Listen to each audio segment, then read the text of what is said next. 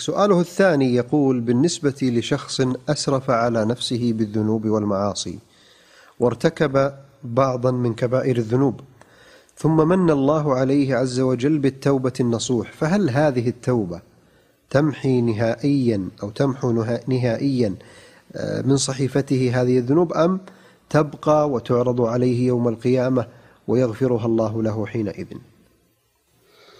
من أسرف على نفسه بالذنوب والمعاصي ثم تاب التوبة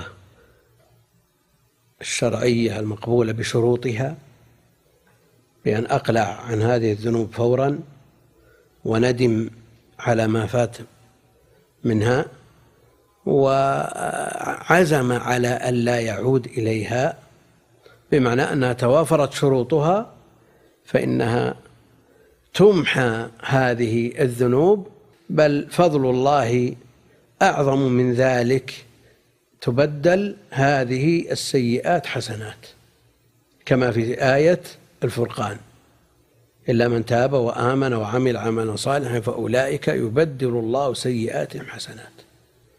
حتى قال جمع من أهل العلم، وهو الذي يميل إليه شيخ الإسلام، أن هذه الحسنات المبدلة من سيئات تضاعف كالحسنات الابتداء كحسنات الابتداء.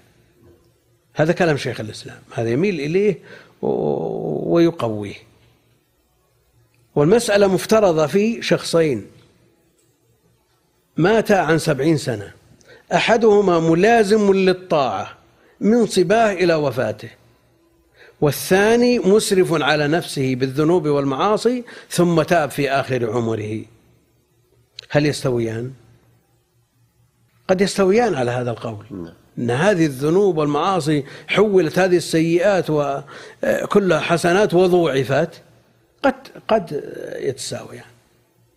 لكن جمع من أهل العلم، وهو المناسب للحكمة الإلهية ومدح من لم تكن له صبوة والجاري على القواعد، أن البدل له حكم مبدل، وأن السيئات لا تضاعف، إذن ما كان بدلا عنها من الحسنات المبدلة لا تضاعف. وبهذا يظهر الفرق بين من عاش مؤمنا ومن عاش فاسقا، لا يستوون كما قال الله جل وعلا. هذه السيئات تمحى، وقد يناقش عنها، ثم إذا رأى أن بدلت سيئات زاد اغتباطه وسروره، هذا من النعيم الذي يلقاه في الآخرة.